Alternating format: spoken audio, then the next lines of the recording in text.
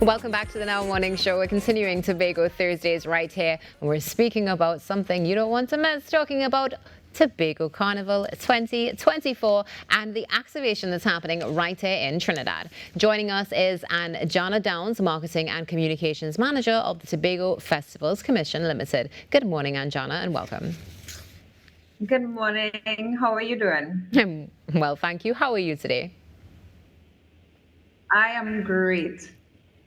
Great to see you here, and great to hear that as well, because if I'm not mistaken, you've already actually started the activation in Trinidad. What has happened so far, Anjaana?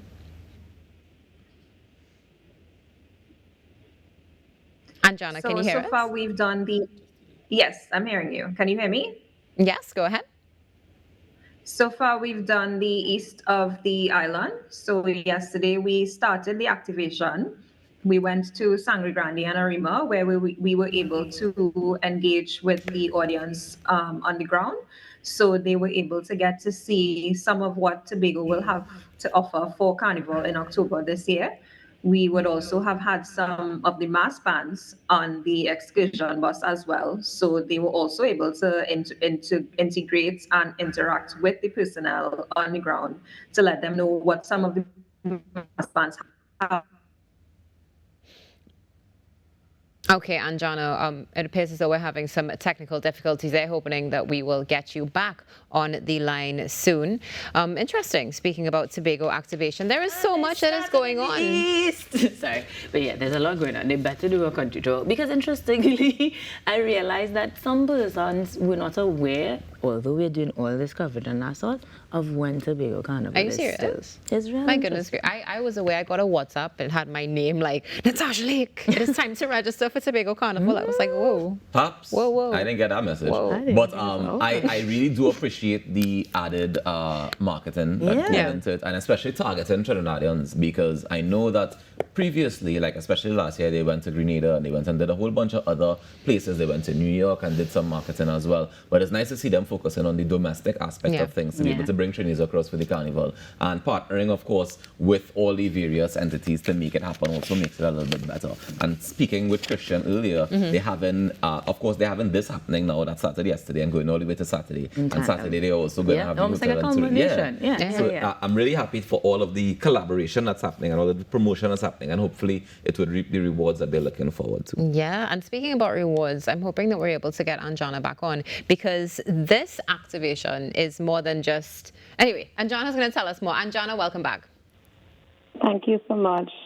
Thank you so much for joining us via phone. Let's get into what's happening at this activation. Something that we were just talking about is that it seems something similar to Tobago Takeover that's happening right now in Trinidad, but your activation is bringing something different. You mentioned there's an excursion bus and some of the mass bands are participating as well. Can you walk us through what the experience is like on the ground at each stop? Yes, so basically what we want to do is give people a holistic idea of what happens in Tobago, not just for Tobago Carnival, which is important, of course, but to let you know that there are other activities that take place on the island. So we do have some of the mass bands, different mass bands that will be on the excursion bus tour, which is heading across the island between, it started yesterday and they're going today and tomorrow as well. But along with that, we're also going to have a representative from the Tobago Tourism Agency, and she would be the person who would be advising individuals on what else there is to do in Tobago, like such things as going on different tours and all of the cultural activities. Those are the kind of things that she will be walking people through. And then, of course, we're doing giveaways and prize draws. Okay, excellent. That's what we want to hear, giveaways and prize draws, and of course sharing with people the beauty that is Tobago. Anjaana, walk us through the schedule for the activation from today until Saturday. So today we are actually heading to Point Fortin. What we are doing is we are hitting the main areas in each of the towns or each of the cities. So in Point Fortin we will be on the main road, but we'll also drive through the town itself. And then we're heading to San Fernando. Tomorrow, we're heading to Shogunas, and then we're heading to Independence Square. And then on Saturday, the final activation for this week is at Second Round Sound Bar and Grill on the Avenue. And at that event, we're going to be doing live entertainment. We're going to be doing costume giveaways. We're going to be doing ticket giveaways. We also will have the Tobago Hotel and Tourism Association there, who will be able to give information on where to stay and those types of things. Wonderful. Are there going to be giveaways at each stop-off location throughout the next few days? Yes. So at every location we go to, we will be doing giveaways of merchandise and perhaps some other giveaways. We never know. And then we're also encouraging people to take pictures with the bus or take pictures of the bus and upload the pictures to social media, tag Welcome Tobago, which is the handle on Facebook and Instagram. And then just by doing that, you also have the chance to win prizes. Okay, excellent. And can you share with us what those prizes are, or do we have to be there to find out? Well, I would say you have to be there to find out, but I'll give you a little bit of a teaser. We are also doing accommodation giveaways as well. Oh, okay. Excellent. So, well, we have the schedule Thursday, Friday, and Saturday for sure. It sounds like you have a lot on your plate. What has it been like preparing for this particular activation? Did you face any challenges? I think it's more than the challenge element of it. I think it's just the importance of letting people know that Tobago Carnival is happening, because there is a bit of a disconnect between Trinidad and Tobago still. And of course, there are people who still don't know that there's a carnival in Tobago that is happening from October 25th to 27th. So it's really just to let people be aware of what is taking place on the island, and to, encourage them to come and visit Tobago for more than just sun, sea, and sand. I mean, it is the greatest little island on the planet, so we want to ensure that everybody can come over and enjoy themselves, because there is something for everybody to do. So it is not necessarily a challenge issue, but we knew that we had to do it regardless. Definitely. Anjaana, aside from the stakeholders you would have mentioned, who else is involved in this activation, and anybody you would like to pinpoint for bringing this to life? So we, of course, have to thank the Tobago House of Assembly, which supports all of the activities that we do. And then on the ground at the activations, we will also have the Tobago October Carnival Association. They represent some of the mass bands that will be on the road for Carnival. Then we also have the Tobago Promoters Association. They represent the individuals who host the fêtes and those types of events for Carnival itself. Then we have the Tobago Tourism Association, as I mentioned before. So they will also be there for that activation on Saturday. And then, of course, we would also like to mention the Tobago Hotel and Tourism Association. Excellent. And what about the actual event, Tobago Carnival 2024? Is there anything in particular that we can look forward to that may be a bit different from last year? Yeah, we have a lot of cultural events that will be taking place starting from Wednesday, the 23rd of October. This year, we also have an event on the calendar called Monarchs of Mass that is taking place on Friday, the 25th.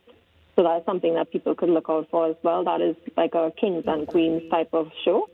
Another cultural event that people really look forward to is Rhythm, Steel, and Powder, and that is something like a pan on the avenue, but not exactly, of course, with a Tobago twist. So you have the pan bands that play on the trucks and drive down the road, but then you also have bands themselves of individuals who follow these pan bands with something like a juve, you could kind of say, with powder. Excellent. How important is it to the Tobago Festivals Commission to ensure that there is an equal investment in cultural events such as that which you would have mentioned, investing in history as well and displaying that, and then the actual parade itself?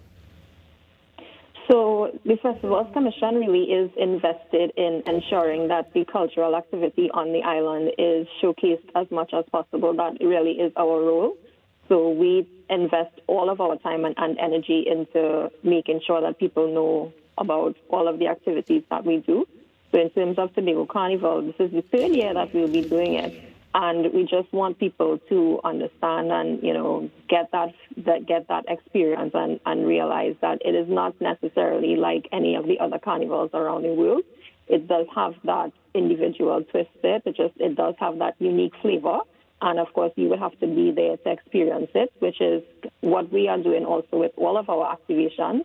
We want to give people an experience or a little taste of what they can, what they will be able to be a part of if they come to Carnival. The Sunday before, actually, also we have the Tobago Blue Food Festival, and it's actually happening the 20th of October. The Blue Food Festival, if for people who don't know, is a festival that takes place in Bloody Bay in Tobago, and it is a festival about dasheen. And the reason it's called the Blue Food Festival is because when you cook dasheen, it turns a certain type of blue, a certain hue of blue. A lot of people don't know that, but yeah, that's why it's called the Blue Food Festival. Oh, thank you for sharing that nugget with us this morning. And Anjaana, one of the things you just mentioned is that Tobago Carnival is unique, and you've definitely mentioned a few reasons why. But for you, what particularly makes it unique, and why is it that way for you?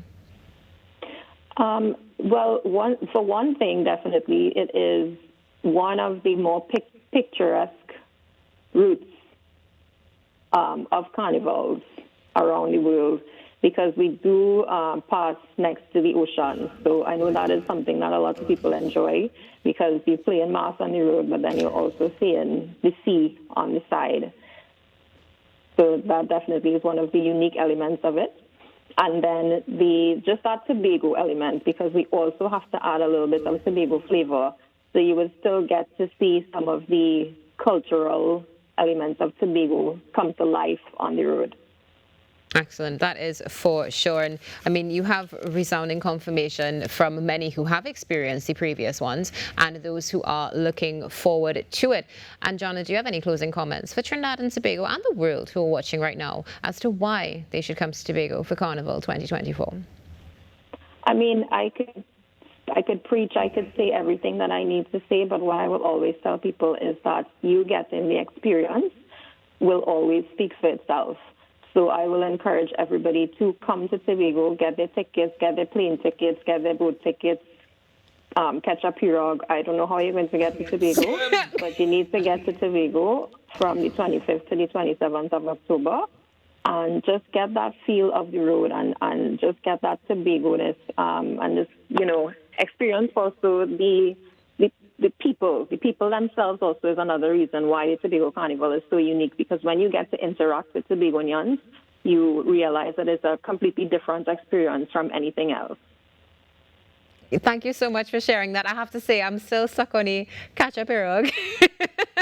But it is what it is. Thank you so much for joining us, Anjaana. Of course, all the best to you and your team as you go throughout Trinidad, activating and sharing the beauty that is Tobago Carnival 2024, and wishing you all the success for this year's festival. Have a great day. Thank you. Thanks for having me again. Our pleasure. Anjaana Downes, Marketing and Communications Manager at the Tobago Festivals Commission Limited, who also has a beautiful sense of humor, because guys, if anything does happen... She was joking. Yeah, the girl was very serious. She was quite serious. She gave you options. There was a list of options. A pirogue, a boat. If she was joking, she'd have said swim. She wasn't joking. Or was she? A very serious man who once said he would swim. Was he? But so TKR very serious man, happening. You say. Very serious man, you say. Nice. TKR is happening today at the stadium. Him in the stadium, not the stadium. The Brian Cricket Academy. Yeah. At 3 p.m. You do not want to miss it. No, let's talk about Tobago Carnival now. Yeah, let's talk about Tobago Carnival, particularly because one of the newer developments is the actual production house that we would have gotten some insight on this morning. Anya Elias is behind it, and that is particularly interesting because she was also on record as the youngest band leader in the history of Trinidad and Tobago Carnival at 21. So I would have loved to have heard the innovations that she's bringing to the scene, just by virtue of it being inaugural, the very first one in Tobago. Now, for those of you not into the behind-the-scenes vibe of the carnival situation, production is a massive part of things. And I think that we've been paying a lot of attention to it more recently when we start to talk about that business part of carnival and sustainability of carnival. So I'm glad that Tobago is getting on the action early in their carnival as well. It is some food for thought though, because when you talk production, I think manpower and material, and I would love to know what numbers we're looking at. I mean, I also think of design and execution when I think of production, Yes. because I think for a lot of people, they think something just happens like that. Right. And for a lot of times, it seems like magic to people. It does. But it's a lot of hard work, a lot of pre-planning, and as we would have heard Ms. Downes say just now, how much they've been planning and how long they've been planning to be able to execute some of these things that they have in. Or even your previous guest talking about the parade. It starts the day after the parade September is done. 1st. You start planning for the next year. Yep. It's the same for Carnival, and I imagine the same for production houses, which technically would be running throughout the year for multiple carnivals if you are actually truly successful. Yeah, Think about definitely. Well, guys, we're going to take a quick break. When we come back, we're going to give you something that you can do in Tobago on Saturday, so stay tuned. You gonna know this